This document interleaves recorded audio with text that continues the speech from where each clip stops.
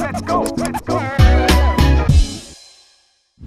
When you look at your to-do list, if you feel like at times that you look at it and it just like repulses you, like, oh, I don't want to think about it, it's probably because the items in your to-do list are vague and general.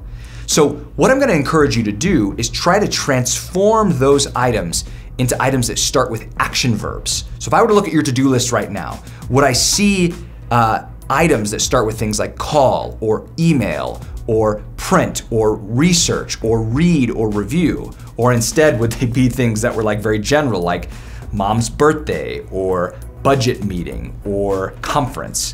When you start with verbs, it helps you understand exactly the next action you need to take, and when you get to your list, it makes it so much easier to start doing.